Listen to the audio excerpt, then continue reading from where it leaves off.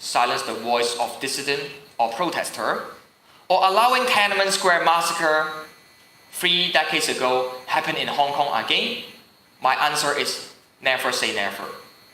Apart from Beijing might be considering to use troops to silence our voice, we also aware on how Hong Kong government, the leader, Chief Executive Carrie Lam, openly declared that Hong Kong government are considering to execute the emergency ordinance.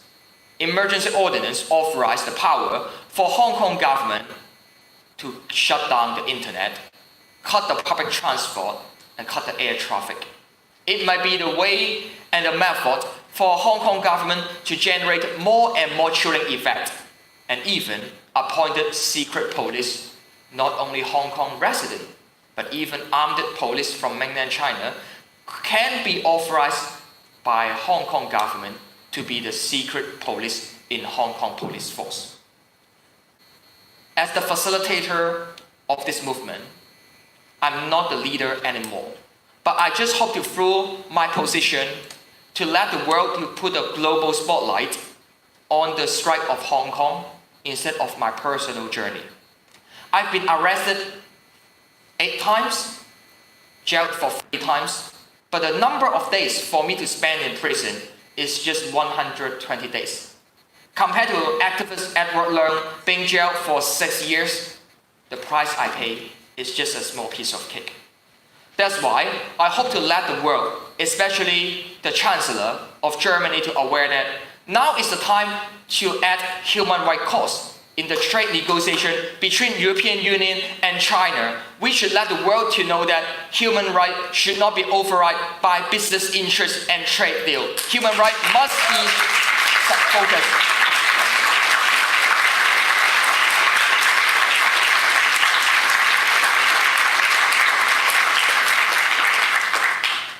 This is my brief sharing on how our year of discontent must continue in the next few weeks and next few months. As I've mentioned before, Hong Kong is the new Berlin in the new Cold War. Compared to last century, what's happening under authoritarian rule, Hong Kong people now are facing the life-threatening force and weapon used by riot police, indiscriminately not only targeted protesters, but even first aider, journalists, and even passenger in subway, or just ordinary citizen.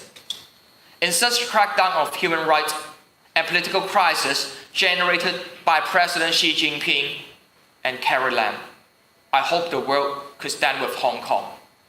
With the chaos of trade war, with the Taiwan presidential election on next year, and how China has stronger intention to make friends with Germany and other countries from European Union.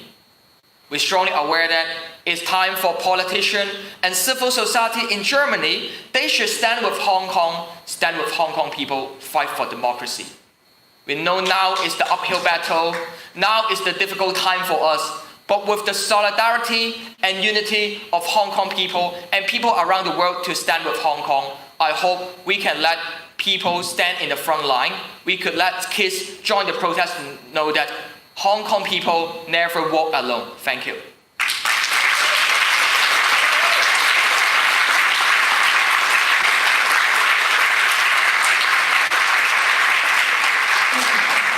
Before we go into the Q&A session, I would love to ask Joshua about how do you personally feel about the movement plays itself to be leaderless? There is no leader, no one that can control the crowd. And how do you feel about that when you were considered to be a figurehead of the whole democratic campaign in Hong Kong, or even the leaders of the umbrella movement? How do you feel about that they claim themselves to be a leaderless movement right now? Sometimes it seems to be a bit ironic to still being recognized by international media to be the leader of this leaderless movement. As the facilitator of this movement, we have no board of decision maker from the side of protester. We have no top-down command from leaders or any politician to every protester. But with how we learn a lesson from the umbrella movement, we know that how to engage in this movement in a more balanced and equal way is better for us to engage together, and with this kind of participation, it can let our movement go even forward and go even further compared to 5 years ago during the umbrella movement. That's why I hope to let people around the world and also international media to know that I'm not the leader of the summer of this content, but as the facilitator engaged in international advocacy, I hope to let the voice of Hong Kong people being heard in Berlin, being heard in Germany, and being heard in European countries, and even around the world. And that's my responsibility. Fighting. Instead of expecting our movement will fade out after Caroline announced to withdraw the bill, our movement will still continue with our calls on free election. That's my responsibility and my role to let the world know the strike of Hong Kong people. Yeah. Thank you very much for now we will begin the Q&A session, but to be clear, we would love to invite the audience to ask questions first before the press. The press can conduct interviews or ask questions of Joshua later after this event, but we wanted to keep this event as a sharing opportunity between the audience and Joshua. Is there any questions for Joshua from the floor?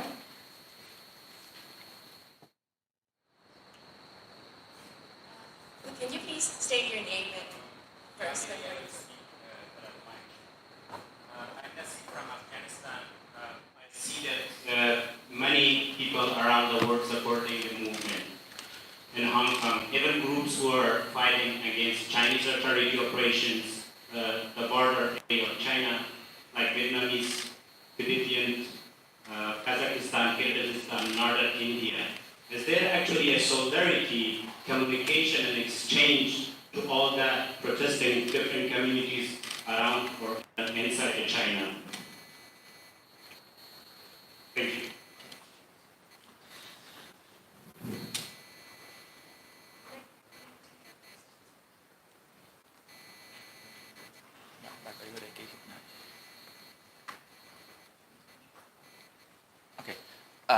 So I will answer this question first. How we strongly experience the uprising China model with the sharp power. They expand their influence not only inside Xinjiang, Tibet, Hong Kong, and Taiwan. Beijing even expand its influence to Asia Pacific and European countries. No matter with a Huawei 5G technology issue discussion being widespread in Germany, or how the Belt and Road Initiative is just the tactics for Beijing to take advantage on those developing countries or in several European countries. So I think how to engage in countries around the world and international community with our solidarity, and it's time to let Beijing to learn a lesson. They should respect on the international rule. Hi, I'm Stephen, and I know that you met 2 nights ago, I believe, with Foreign Minister Hamas, and today I think you met with several members of Parliament of different parties. So my question is, what did you talk about with the Foreign Minister, and what did you talk about with the MPs today? What was their response? For you, was it satisfactory? Safeguard Hong Kong political and economic freedom is not only the responsibility of Hong Kong people, but world leaders absolutely will have a say on it. Few weeks ago, after the G7 summit, we are aware on how world leaders issued a joint statement, recognized the existence and importance of Sino-British Joint Declaration that guarantee Hong Kong people enjoy high degree autonomy after the transfer of sovereignty, and that's the international treaty registered in the United Nations. And I hope to let the world leaders who are aware that we will keep on our fight. And refer to your question, what I have been discussed with the Foreign Minister and several MPs from different political parties. I emphasize on the threat of the emergency ordinance, because once Hong Kong government decide to execute the emergency ordinance to shut down the internet or to block the free flow of information, is not only result in the crackdown or the erosion of Hong Kong, but also world economy. when we recognize Hong Kong as the Asian financial center in such global city facing such uncertainty, I just remind the foreign minister. I hope he can send a clear message to President Xi Jinping. Political crisis must solve by political system reform. Sending troops or executing emergency law, similar as the martial law, must not be the way out. When I discuss with several MPs, I also emphasize the importance to stop to export any kind of weapon to Hong Kong riot police. Germany government should not be the supporters of police brutality in Hong Kong.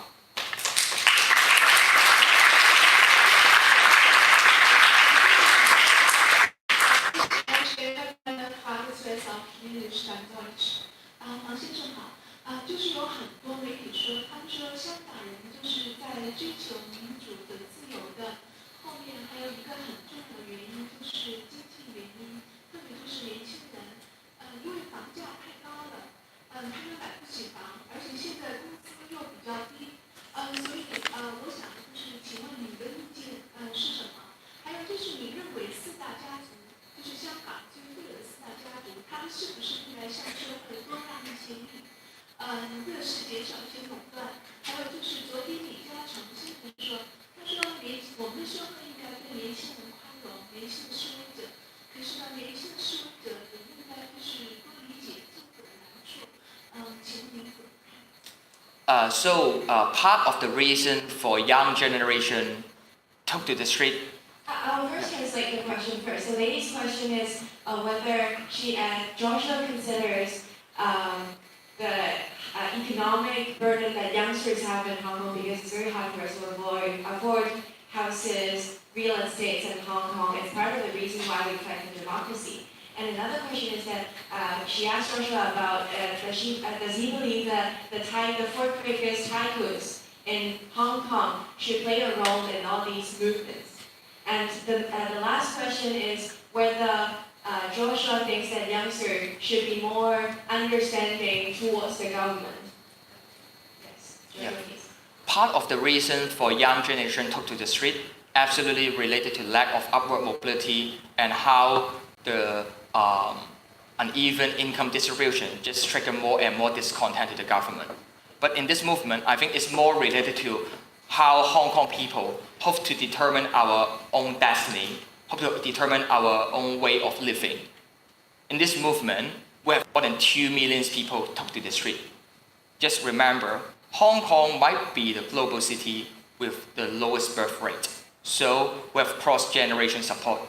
From youngster to elderly, from millennials to baby boomers, from lower class to upper class tycoons, all we stand with solidarity and unity to urge government give us back the right to have freedom and democracy, and it's a must to stop police brutality. According to the survey conducted by Chinese University, more than 80% of Hong Kong people urge government to set up independent investigation on police brutality led by retired judges.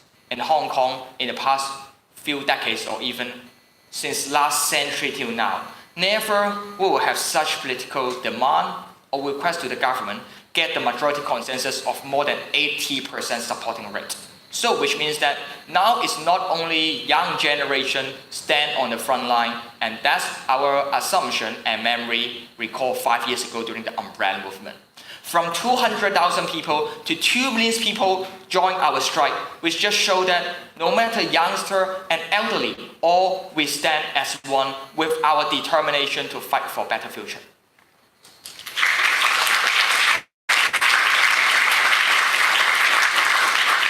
Hello, Joshua. I just got a question asked about the U.S. government. So recently, the United States Congress have published a law which is called Hong Kong Human Rights and Democratic Acts, which will punish some of the Chinese or Hong Kong government officials in different ways. And some of the politicians mentioned about there is some of the chance which will lead Hong Kong to have a universal suffrage on 2020. So how you see the incident and how you see the law which is at Hong Kong? Thank you very much. The first time for me travel to Washington DC to the Capitol Hill was in 2015 the trip that I follow Martin Lee to meet with several congressmen and senators. In 2016, I've already advocated on it's a must for US Congress to pass the Hong Kong Human Rights and Democracy Act to show their support to Hong Kong's democratization, and also it could authorize US President to freeze the asset or deny entry of any government official abuse of power and suppress on Hong Kong people freedom. Of course, frankly speaking, I don't expect that this bill will immediately pass tomorrow or 2 days later. But I think now is the time we seek for bipartisan consensus. Bipartisan consensus is not only related or included in US or Germany, but also around the world. Of course, I know in countries around the world, people might have different criticism, hesitation, or insight towards politicians, especially the current administration in several countries. But I think how US might pass the Hong Kong Human Rights and Democracy Act before or after the China's National Day, it will be a good move to show that if Hong Kong government officials continually suppress on Hong Kong people freedom, they need to face the international pressure and pay the price at global level. Thank you.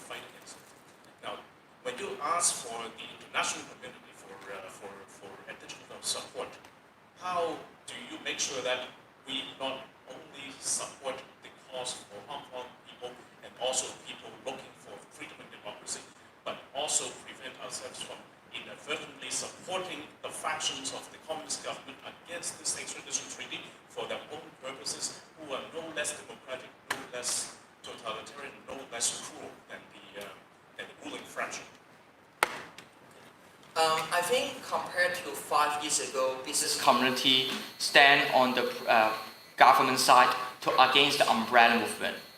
It's really significant for how business leaders stand on the side of protester. Even it's hard to expect that they will agree on all the behaviors of protester, but at least they have sent a clear message to the Hong Kong government to withdraw the bill.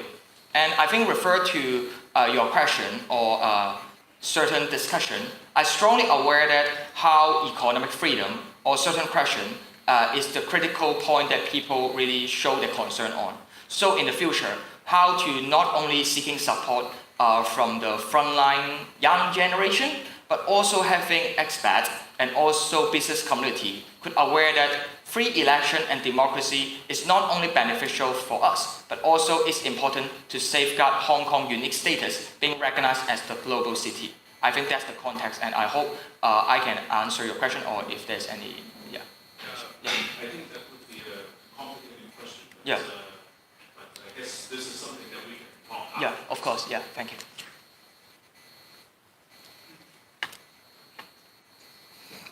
Thank you. My name is Wang. I'm a Chinese Mainlander. I've been living in Germany for 30 years. So my question is, I've just heard about your goals and points, and thank you for telling us.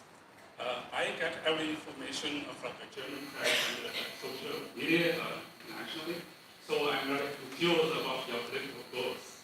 So I was not clear, I'm not clear actually after hearing what you are talking about. What's the final goal of the political pursuit? The independence of Hong Kong or just universal sovereignty? This is two things. And you were talking about, so you are hearing about martial law in Hong Kong. But what we get the picture, the views we get, I think they are not safe. So enough to let me have the impression that you are just rampaging the airport and everything that's not democratic, subways or public order. And so I think that even I suppose that this is not what you are fearing that martial law will come, but you are intentionally to provoke the martial law. And I don't think it's responsible.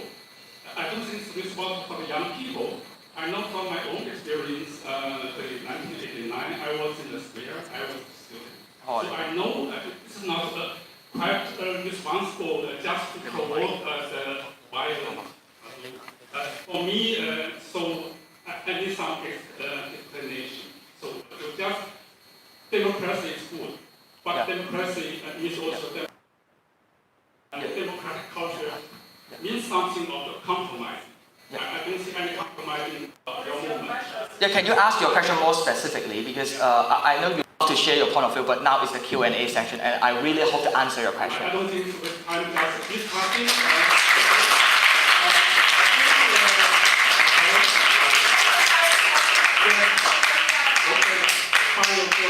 If you want, Oh yeah, final goal. This is the first question. Independent Hong Kong, yes or no? I just want to Okay. yes or no. Okay. Okay, so this is the only question. Okay, yeah, better. Next time, ask more specifically. You still have next time. Okay.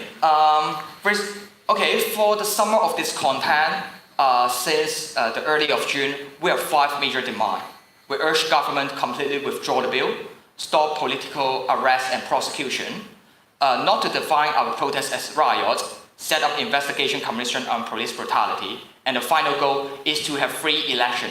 Free election means that we hope to elect our own government. The chief executive of Hong Kong should not be handpicked by Beijing. Even Hong Kong is under the rule of Beijing, but Hong Kong people deserve the right to vote and to elect the CEO of Hong Kong. So, if you ask what is the demand of this movement, the demand and ultimate goal for our movement since the early June is to have free election. Thank you.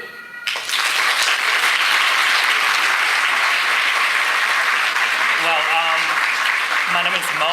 I'm the Vice Convener of Civil Human Rights Front in Hong Kong. We are the organizer of major demonstrations. I would like to supplement on what Joshua just said.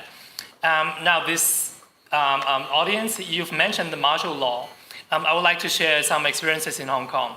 So, in metro stations today in Hong Kong, people are body searched. The police will search ID cards of the normal citizens. And then on buses. So this is what's happening now in Hong Kong. Police would storm into train stations to beat people up, which, although the government has not officially announced martial law, but what we see today in Hong Kong is not too far away from martial law. Kids who go to school, they're being body searched. When they have a mask in their bags, they get in trouble. So now, you've also mentioned in the airport, the vandalism or like the so-called violence, and some vandalism in MTR stations. I would like to say that every actions that the Hong Kong citizens do, there must be a reason. It's always action and reaction. Do you know what the MTR company has done to the Hong Kong citizens?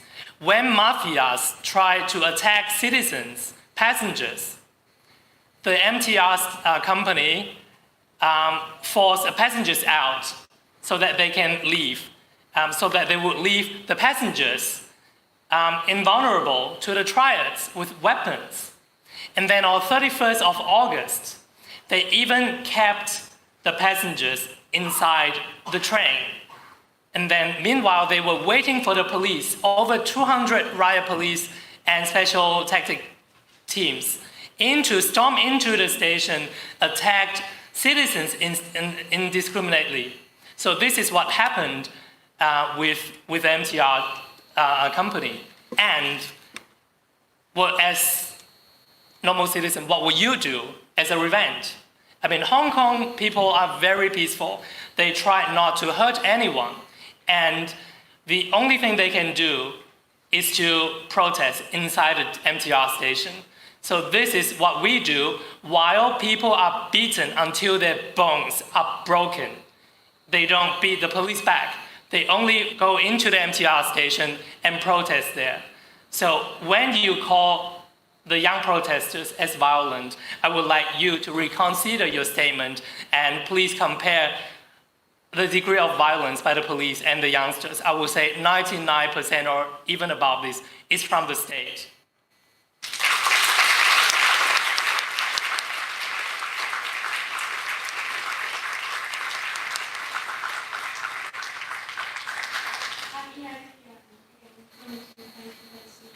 My question is, do you have any intention of your movement to reach out to the rest of China? Because you're stressing that Chinese people about democracy and thinking that all Chinese people are 5 years ago during the Umbrella Movement, Hong Kong people has kind of strong intention keep distance with mainlanders live in mainland China. But especially as I mentioned how we learn a lesson in the Umbrella Movement. Now during the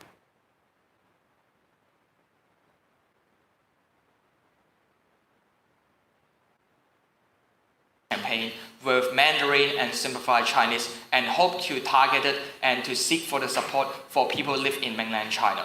However, the most difficult thing is with the Great Firewall and the information censorship. It's hard for people who live in mainland China know what's meant by universal value and the truth. But we all know that under the rule of Beijing, we hope finally first is Hong Kong and next is mainland China. No matter Hong Kong and mainland China, both places should be the place that finally people can enjoy freedom and democracy. I just remember when you asked how can we react with the Great Firewall. I admit that in the short run, we can't suddenly pull down or to just allow, just successfully let hold of the Great Firewall of the internet collapse. But just like how 3 decades ago, who can imagine finally the Berlin Wall will fall? So I hope one day the Great Firewall of China will fall also. Thank you.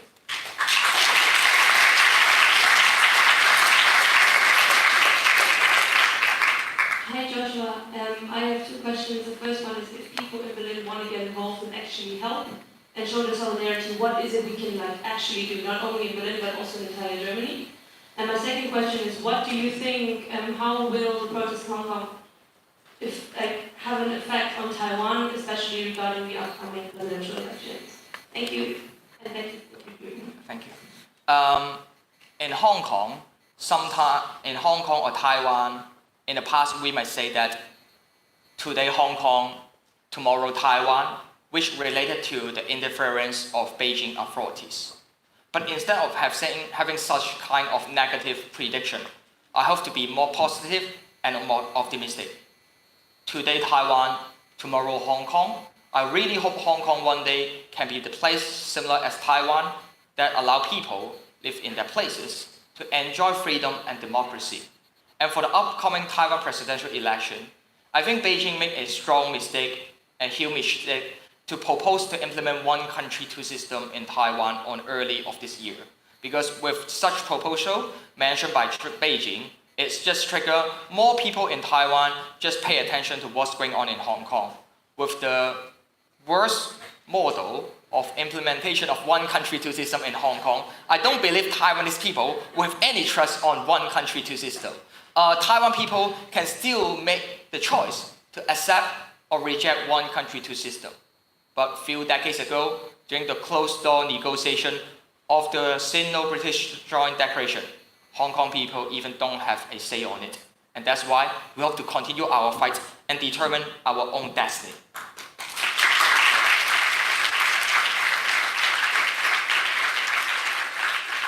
Refer to the question of how people live in Berlin or live in Germany that can support and stand with Hong Kong.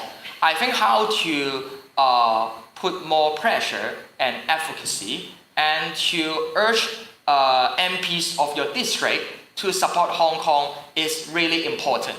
We know for the administration, for the German government, they might have certain hesitation or burden, and it might be more difficult for them to take a tough line to against China authoritarian rule towards Hong Kong.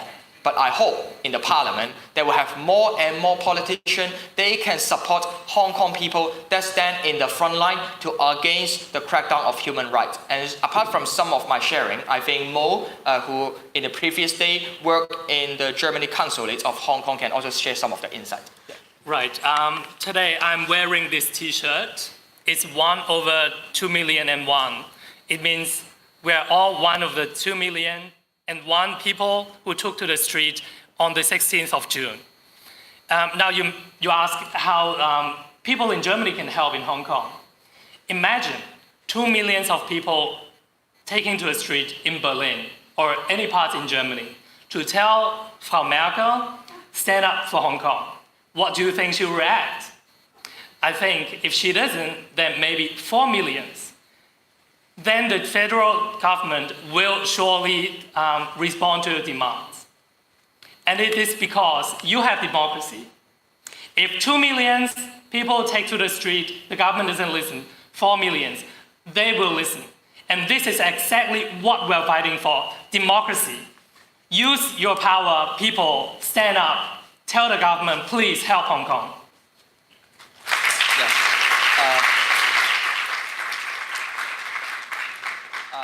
One point I would like to add is before the weekend before 1st of October, the Chinese National Day, I know country or city around the world might have certain assembly or demonstration to support Hong Kong's democratization. Just like not only in Hong Kong but also in Taiwan. And if there's any assembly or protest in Berlin or Germany to support Hong Kong, I really encourage all of you guys to join it on 28th or 29th of September. Yeah.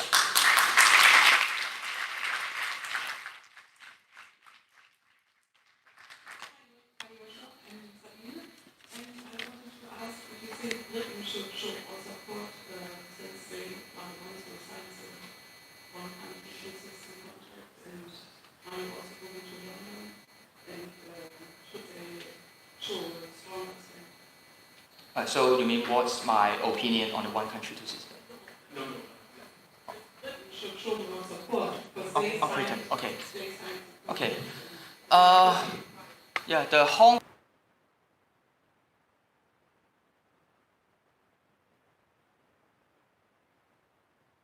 from UK and China to participate. Hong Kong people even can't send any delegation, any representative, and never have a say on it. It's really ironic when we discuss about the future of Hong Kong and how will the political and economic status of Hong Kong change after 1997. But Hong Kong people even can't have any representative to join the negotiation. And this closed-door negotiation just decided the sovereignty of Hong Kong will transfer from UK to China. Of course, we can't decide our destiny a few decades ago. But I hope when Hong Kong people facing the expiry date of the Sino-British Joint Declaration, which related to the 50 years unchanged policy, I hope in 2047, the political and economic status of Hong Kong could be determined by Hong Kong people instead of just being dominated by Beijing. And I hope, and also I'm aware, even UK government now is suffering in the chaos of the Brexit arrangement or etc. And it's just result in they have less incentive to support Hong Kong's democratization. But just like how UK government stopped the crowd control export to Hong Kong government, they stopped to export riot police weapon to Hong Kong since late of June to be the first country make such announcement. And later on, how on late of July, European Parliament just passed the resolution to urge European country not to export those weapons to Hong Kong. I think UK government, they take a more active role because they signed on the Sino-British Joint Declaration and Beijing claimed that the Joint Declaration is invalid and they should not keep silence because Beijing do not respect on the international treaty. They should need to pay the price. Thank you.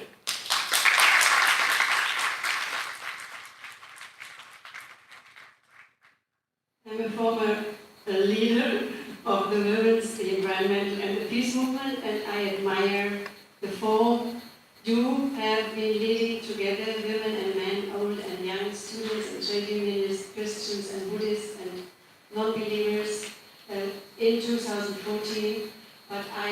the first experience of cooperation with Hong Kong democracy people in 1989, when I had all the night in my office interchange with students of Hong Kong who sent me the information about the massacre on Tiananmen.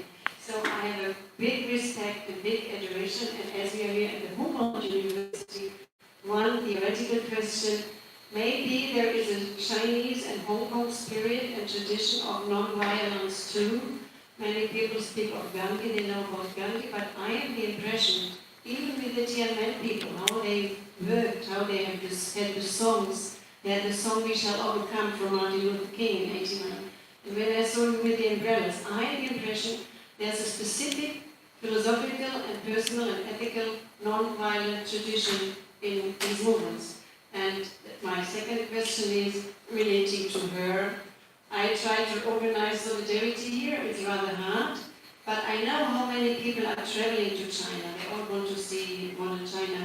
How many people are buying very cheap, sometimes fake products from China. Many people are going to exhibitions. We have now a big exhibition on Chinese design. So I think there might be more forms of solidarity to show to Hong Kong and show some desire to have more human rights in China too than just going to the streets. There is a variety. And to boycott consumption is old tradition of Gandhi and of Martin Luther King So what kind of question? and others. Because I was interrupted because I have talked too much. Sorry, I had two clear questions. My third question is, do you have any connections to Greta and Fridays for Future?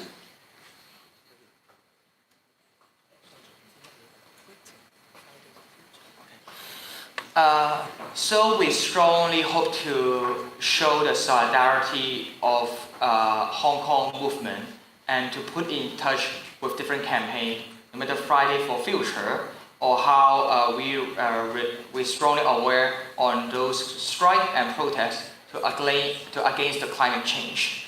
And I hope to emphasize more on what's going on and how we could hope to put influence on China. Of course, it would be a good trend, first Hong Kong and next mainland China. But now Hong Kong people entering mainland China face far more risk than we imagined 5 years ago. Now Hong Kong high school teachers are considering should they cancel the student tour that enter mainland China because it may just put risk on them. At the same time, several Hong Kong ordinary citizens that has joined the protest result in being detained inside mainland China and just put their life in risk. So I think how the tactics of Beijing authority changed from 5 years ago till now, we really need to, with the try and error, and to learn and to overcome it.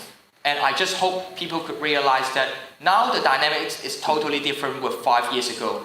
But with our creativity and with our courage, I just hope we can overcome those difficulties. And when Hong Kong government is still using the tactics 5 years ago to handle the protests, at least we done far more better than them. Thank you.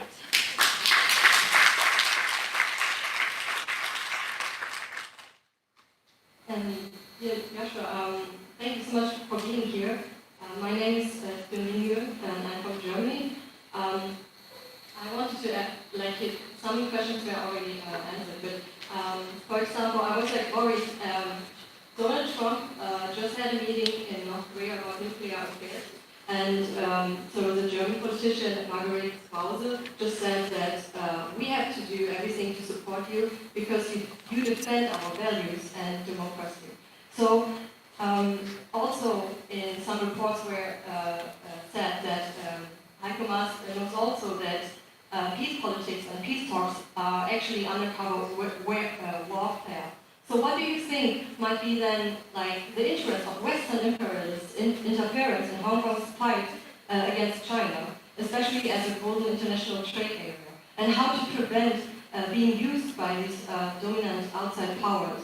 And then one question was, so I just had seen a Twitter from you where you were asking, for example, in the worst case, Germany for providing, for example, for Hong Kong people visas or helping clear out in worst case scenarios.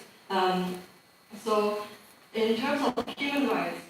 What is your opinion about this human rights attitude, especially from Germany also, when if they would approve, for example, the Hongkongese visa, but at the same time they would send 30,000 Nigerian refugees and other families, even sick people, disabled people, or children even back home to war countries,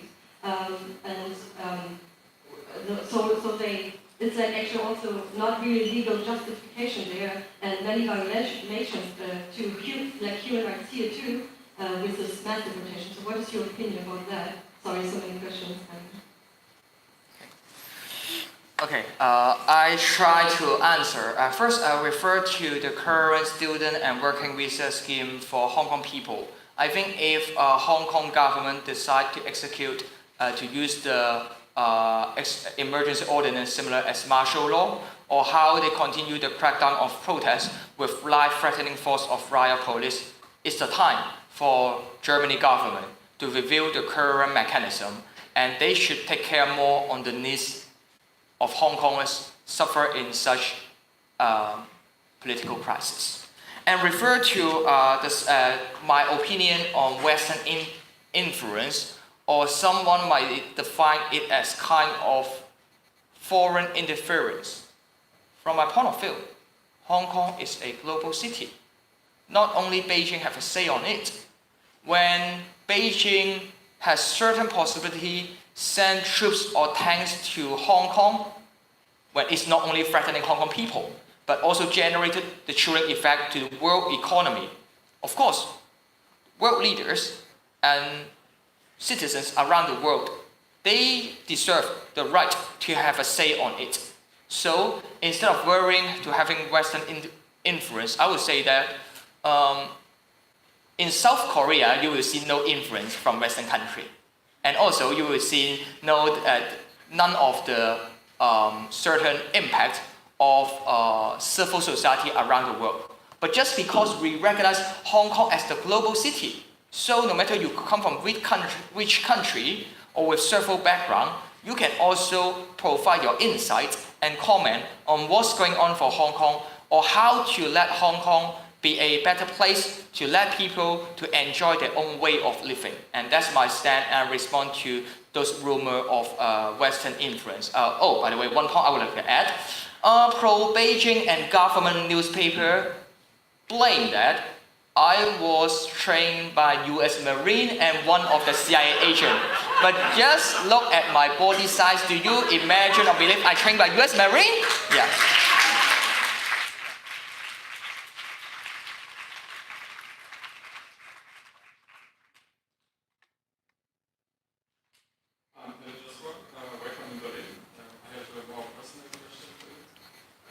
Served as a role model for a new generation in college. What is your inspiration? Where do you take your political, moral, ethical views? Ethics?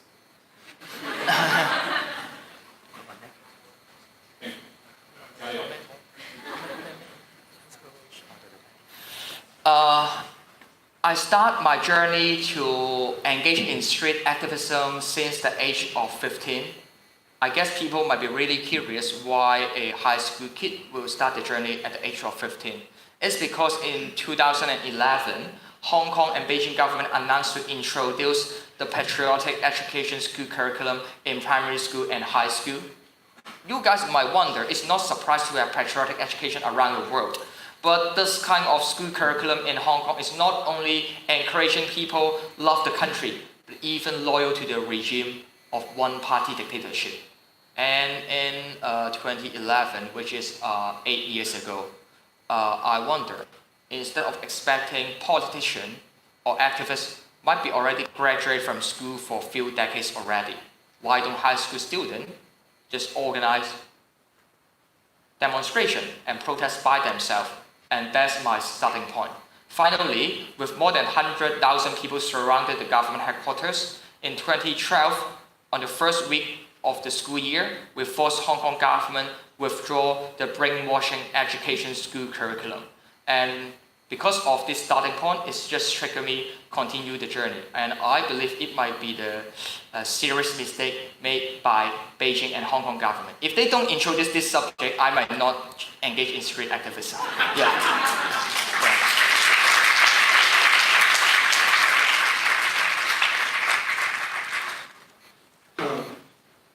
Freedom and democracy are aspiration for all of us. Therefore, the opinion of minority should be tolerated and respected. Fighting for democracy and freedom is one thing. It's easy to convince the people around the world to support the movement in Hong Kong.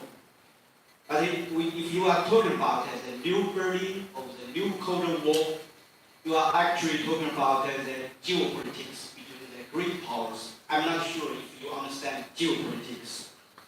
Even the US is not seeing a Cold War against China. It's very likely that the 7 million Hong Kong people will become the victims of the power politics. In Europe, Ukraine is one typical example. When Russia annexed Crimea, the West can do nothing. Geopolitics is a dangerous game. Do you think that it's a responsible way to say that this is a Cold War? Thank you. Okay, thanks for your specific question. 1 or 2 years ago, absolutely, I will not describe or recognize how Hong Kong suffered in the new Cold War. That's my stand. But with how the US-China trade negotiation just went into the chaos, I think you agree on it. And we also aware how it has been described by lots of China experts and think tank leader or even scholar aware that how the tension and the negotiation between US and China just generated the new international relation or dynamics in such Cold War. Frankly speaking, without the trade negotiation, will US administration really have such strong interest to comment on Hong Kong or even put more pressure on Beijing? People might doubt on it. That's why I'm not totally expected everyone need to agree on the narrative of the new Berlin of Hong Kong and new Cold War, etc. But I hope every people in this room, after my sharing, could realize that Hong Kong people are just asking for the fundamental right to have free election, the promise made by Beijing in the international treaty. So, yeah, and that's my answer. Thank you.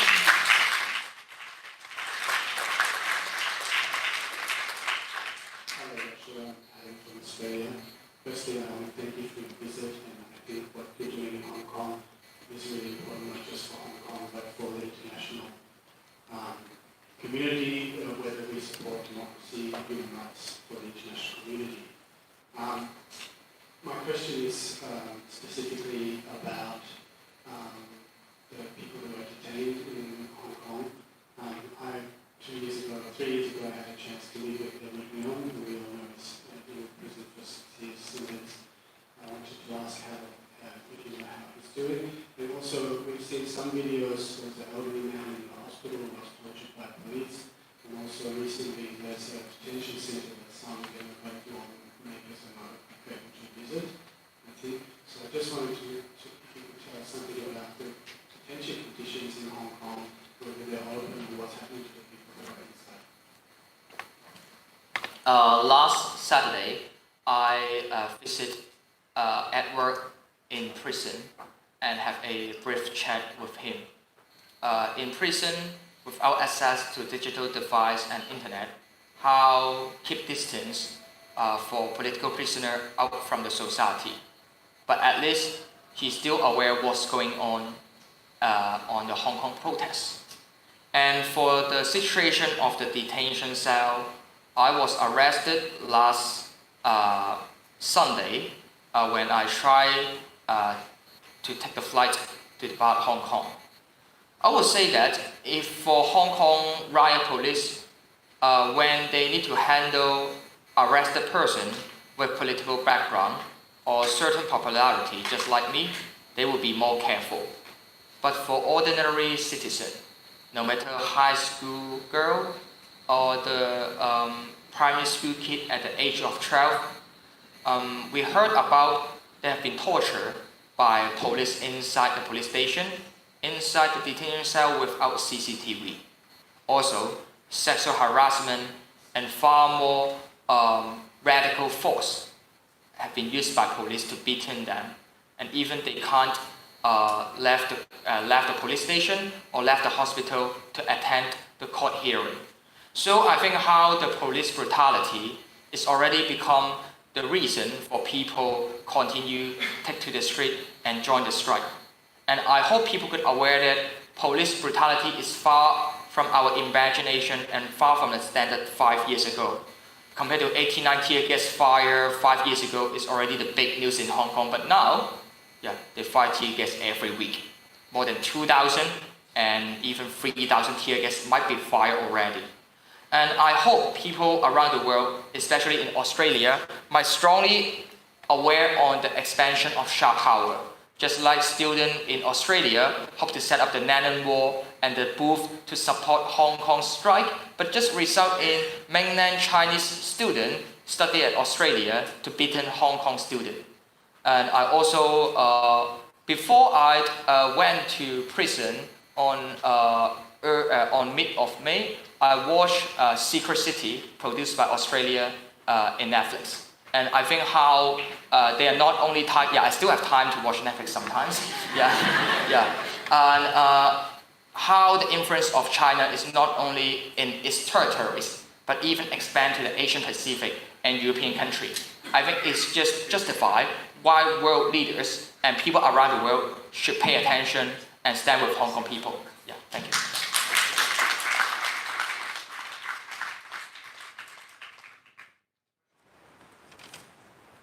Hey Joshua, thanks for your talk and thanks for your hard work. I'm a PhD student working on social movements in Hong Kong, so I hope my question is not too specific. You mentioned that there's a difference between being a facilitator and a leader in social movement. I was wondering if you could have us more. And also I was wondering if you see any downsides of the leader business. What do you think are the advantages and disadvantages? Thank you. Right. May I have the chance to answer this question before Joshua? Since I'm the organizer of major demonstrations in Hong Kong, we are very honored to have called out 2 million of people. But then we also know very well this movement is about leaderless movement, while people simply communicating with themselves on the internet, for example, in Telegram groups. And then how this will work out is, when there are opinions, people just follow. And if somebody says something that makes sense, people would simply follow. It doesn't really matter if you're Joshua Wong, if you're Angela Merkel, or you are nobody. So this is how things works out. And in terms of how we can facilitate, as I'm also a member of Demosisto, like Joshua Wong, our members and other groups, they've been trying to get contact with students, youngsters, while they try to organize demonstrations or assemblies, for example. Then we can share our experiences. We can share with them with our resources, for example, microphones, all these hardware facilities. And at the very beginning of this movement, I would say in June, when people took the streets, even without the organization of demonstration by us, because we are normally the organizers, and what we saw a danger, because they are inexperienced, and people took to the streets out of anger, out of discontent, and they couldn't make their demands very clear. And what we've seen from the screens is, people shouting, people surrounding the police headquarters, so that one of our role is to try, at that time being, is to try to put everything back on track, to have press conference, to to make our demands clear so that these people, these young people, they have time to learn, to, to not just have a very loose organization. So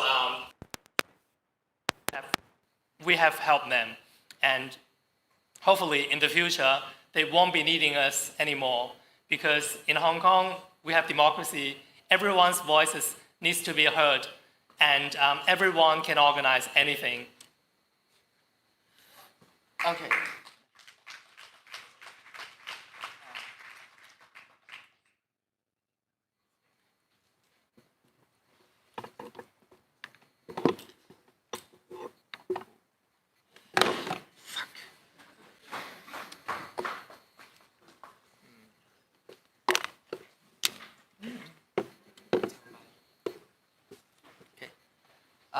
I know it will be hard to, or a bit difficult to understand the mechanism of Hong Kong protests in the past 3 months because we can't find any reference or example around the world who have this kind of mechanism. In the past, or social movement around the world, most of the time we have the board of decision maker at the protester side. But in Hong Kong, we have more than hundreds facilitators, will be the coordinator or facilitators of this movement. But none of the main, maybe 10 or 20 social movement leader will decide the next step of this movement. How Hong Kong people, through Telegram, the messaging application, or LIHKG online forum, similar as the Reddit online forum, to execute the trial and error, or even with the incentive of pushing forward deliberative democracy. I think it's really a good step. It is still hard for you guys to understand what's going on and compared to 5 years ago. I would say that 5 years ago during Umbrella movement is similar as the encyclopedia, which means you will have a group of editor to edit and engage in it, and other people after receiving it, and will just be more passively to read it, and that's all. But for the some of this content in the past 3 months is more similar as the Wikipedia, which means that after the movement end, after the protest end, you still don't know who is behind the protest to coordinate or facilitate it. But when everyone engaged in the movement, you don't need to spot out any single individual leader to lead the movement. So I think encyclopedia of the umbrella movement, or how Wikipedia mechanism, or the way to perform or conduct it, in the sum of this content, I think it can be the example on it. And I think the most remarkable thing is 5 years ago during umbrella movement, people lining up and asked me the question, Joshua, what's next? What's the next step? What should we do? But now, when everyone engaged in this movement, no one will ask me such question anymore, because everyone have the self-initiative to engage in this movement spontaneously. Thank you.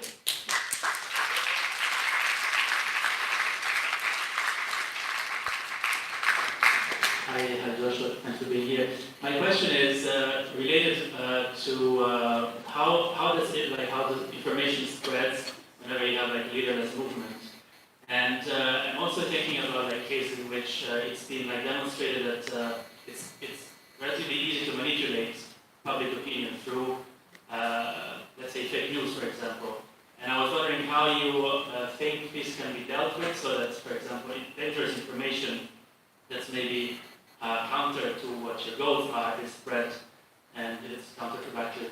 And the second question is whether you're seeing the type of high-tech surveillance that China is known for in mainland, whether you're seeing that in Hong Kong. Okay. First, I will reply on the mass surveillance system. Beijing already openly declared that they hope Hong Kong one day can apply the social credit system. Of course, they have not provided a timetable yet, but when will be the day come, no one knows. Apart from the social credit system, facial recognition system has already been widely used in Hong Kong. Why people to wear masks? It's because they're afraid that it's not only targeted themselves, but also targeted their friends or family members. So how to deal with this kind of mass surveillance system is the challenge and a difficult question. It's really hard for me to answer in the short term, but I hope with the engagement of protesters and citizens, we can find out the solution. And respond to the situation, of the protest, I think how the information spread in the protest past 3 months is really unique. The largest Telegram group to mobilize citizens has more than 30,000 members in that Telegram group. And when every citizen that interested and hope to engage in the movement, they will download the Telegram messaging app to enter different Telegram group. For example, when we have different protests and sit-in demonstration in several districts, why it can be organized, it's because different online citizens, they just enter different district group and to have certain coordination to organize protests in several and different residential areas. So I think a whole of the mechanism in the past 3 months, it seems to be a bit similar as the online game, which means that you will browse the online forum to browse on the tasks that you can choose to engage in, or browse on the campaign that you hope to contribute. No matter having the crowdfunding campaign on the newspaper advertisement, or provide the gas mask for the frontline youngster, or to drive the private car and to help those demonstrator or protester, or just interested in different kind of protests outside of your school or your workplace. So with how we browse the online forum, and we have the list of tasks that we can choose, and we choose to enter that specific Telegram group and to have concrete discussion. So it's kind of crowdsourcing mechanism and kind of deliberative democracy. And I always think that why Hong Kong can have this kind of protest is because Hong Kong people apply their working style, be energetic, efficient, and effective from the workplace to their protest. And that's the reason for us to have such a remarkable protest.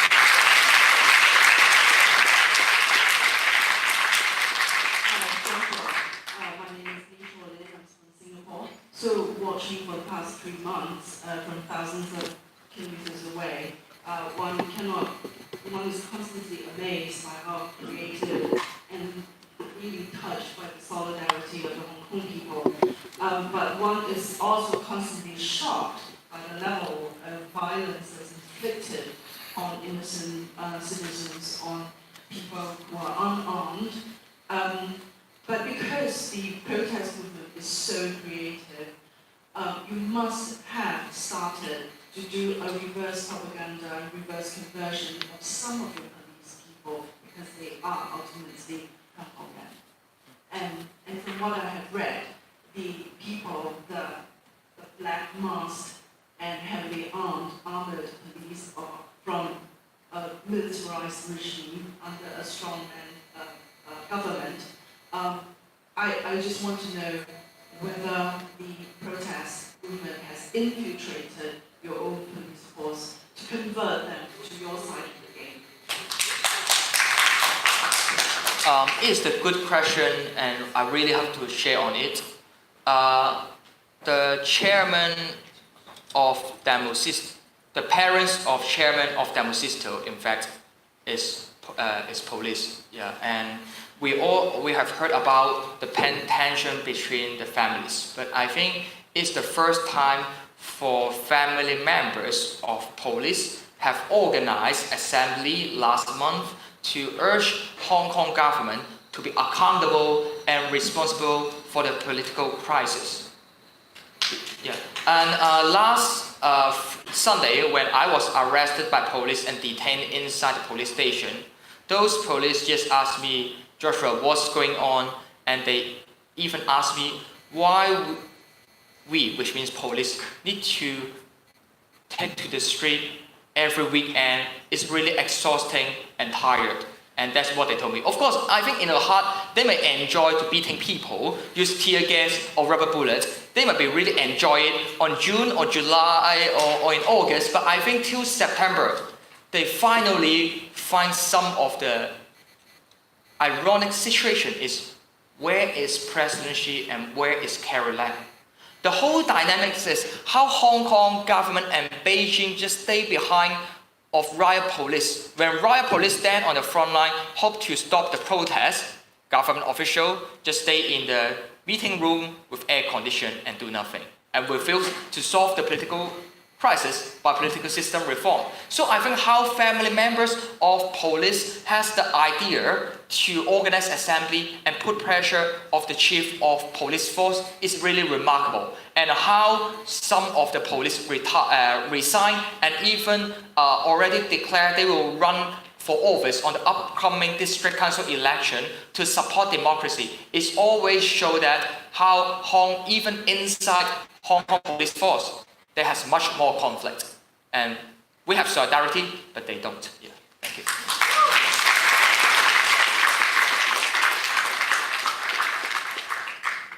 My question is very simple. Do you receive live threats sometimes? And are you scared? Online citizen often will send me message with simplified Chinese and to say that they need to kill me, they need to threaten my life and threaten my family members. I also have the experience being beaten on street by some of the pro-Beijing guy. But compared to lots of activists, their life are really risking and they are still staying inside hospital. The price I pay is really small. So I would say that in Hong Kong, none of us can ensure our personal safety, especially after publisher being physically kidnapped from Hong Kong to mainland China. And that's the reason, instead of expecting or assuming some of the iconic politicians might face more threat, in fact, the political reality in Hong Kong is some of the low-profile activists, they face more risk far more than me, because without the media exposure and the pressure from media, police and pro-Beijing gangs, they could do what they want with less political burden, and that's the situation in Hong Kong. Yeah. I would like to share with you a story. In Hong Kong, the triads, the mafia, they started beating Hong Kongers, and the police simply turned their back, and they do not punish these people. This is seen as a signal that anyone in support of the police, they can start beating up and hurt Hong Kongers. A friend of mine, a girl, she was only at the Lennon Wall. You know what Lennon Wall is. She was posting words to support Hong Kong with her friends. Suddenly a guy came to them, very friendly, talking to them like a friend. And then suddenly he took out a knife, started to slice them, and my friend was stabbed from the back into her lung, 5 centimeters. She was in the hospital in ICU. Eventually she survived, but from what news reported, I think she might need to be connected to machines for the rest of her life. So it's really horrible in Hong Kong, because wherever you go, you don't know who you are going to encounter. And I think this is not just Joshua or me or Glacier or anyone. This is the courage of all Hong Kongers that we can continue this movement. So I would say, glory to the people.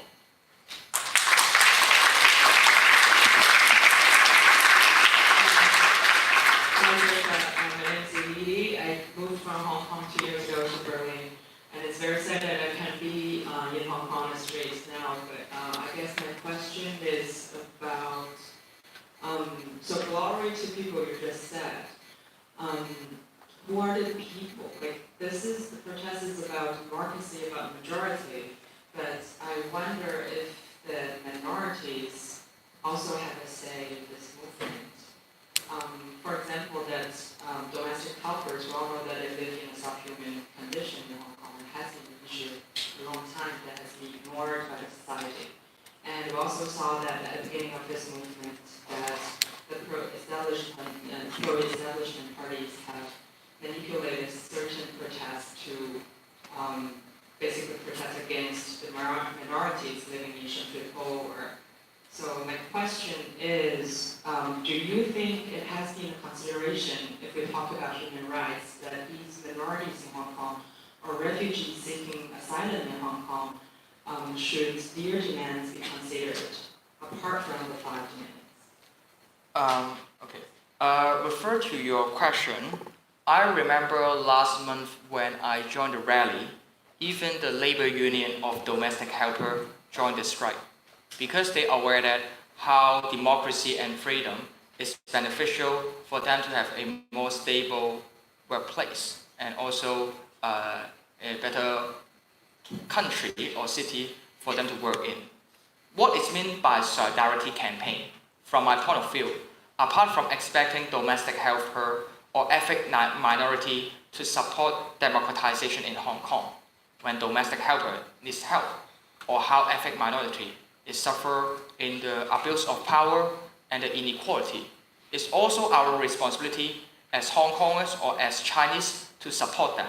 So in pro-democratic camp and in civil society, not only political activists just like me, with lots of civil society NGOs, we really hope to let more and more people that might be minority, that might not being easily under the spotlight of the society, their voice can still be heard by the majority. Of course, I know it's not easy, but at least how to let them have a say, and we can have a free election, have a vote to let Hong Kong can be a place with more equal society, and that's also our goal. Yeah. Because of the time problem, we'll limit to 2 questions before we end. Okay. Right. I just add some very simple remarks. In response to your question just now, that people march against the ethnic minorities in Sham Shui Po. I think some people have the idea that these people are taking our money, our resources, but then this is a democratic process. People are learning. Remember that march, that demonstration, a lot of people, like 100,000 people took to the streets, but they are not against ethnic minorities. Of course, some people might have posted something against ethnic minorities, but I think Hong Kong people, we are really lovely because the majority, we try to ignore these appeals and we simply grab their hands because they are our friends, ethnic minorities, Pakistanis, Indians, they are Hong Kongers. And from to now, I only see solidarity. I don't think any Hong Kongers, they will still take to the street to say no to ethnic minorities.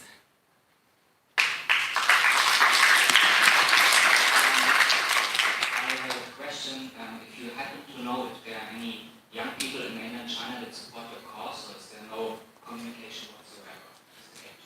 Of course, some activists that are more low profile will have connection with activists in mainland China, but absolutely not me as the one directly contact with them because I would just put risk on them. Some activists in mainland China show their support to our cause on anti-extradition bill, but it's just result in they being arrested and detained. But at least it's just proof that oppositional voice is not only come from Hong Kong, but also from mainland China.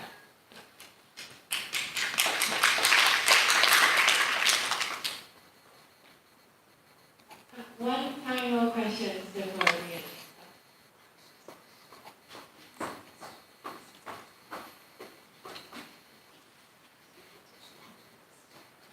Hello,黃之鋒. I have a simple question. I'm a doctor, and I could save life, and I'm proud of it. And my question is, what skills do you have to contribute to this society, to this world, except giving talk everywhere and organizing activities that make people hurt and get them to the hospital? And what you are asking, sorry? before you answer this question, I want to give you 2 sentences. The first is the chair most host. No. Why no? Sorry, can you repeat your last line? Yeah, We didn't I'd really love get to it. answer your question, but can you repeat your last line? Before you answer my question, I want to give you 2 sentences. The first is 蚂蚁圆环夸大国皮肤汉术谈合意. The second sentence is 一国两制持续50年不变. Okay, That's and great. you can answer my question. That's great. Yeah, and now it's 1 country, 1.5 system already. Sorry.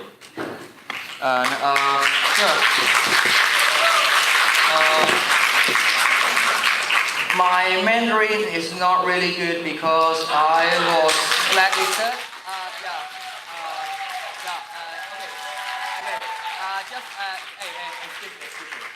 Just make it clear. Know how to speak Mandarin or learning Mandarin is not a problem. In fact, even in Taiwan, we still are not speaking Cantonese. But what I mean is, of course, I am not really familiar with Mandarin because I was blacklisted to enter mainland China already. So I can learn and to be more fluent in Mandarin. Sorry for it. And refer to your question about or your insight of one country, two system should remain unchanged for 50 years. That's also my hope. But now, already eroded to be one country, one and a half system. So now is the time for we, no matter you and I, now is the time for us to stand with Hong Kong to fight for the genuine autonomy. Yeah, thank you for your support.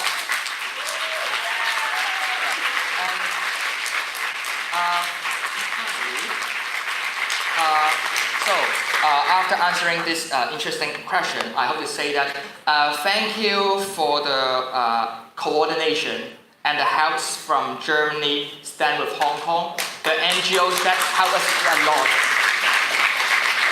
In the past 3 months, I know lots of Hong Kongers, especially just like Germany, Stand with Hong Kong, they organize rally, petition, online, and media campaign and hope to grab more people live in Germany, live in Berlin to stand with Hong Kong. And I hope in the future, especially on 28th or 29th of September, all of you guys in this lecture room can join the rally to stand with Hong Kong people.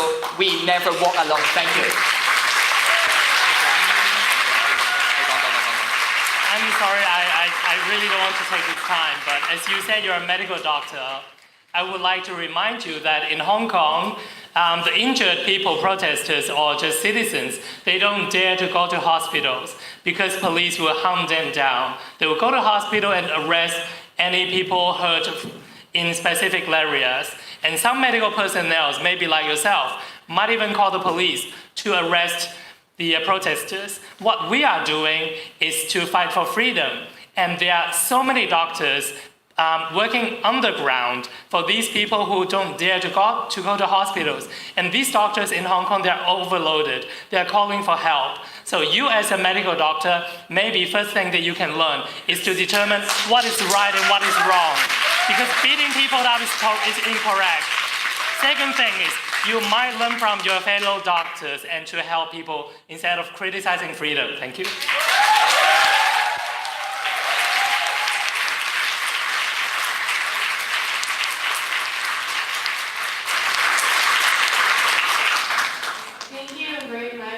For attending, Kirsty, and thank you, Joshua, for coming and Wolf for coming.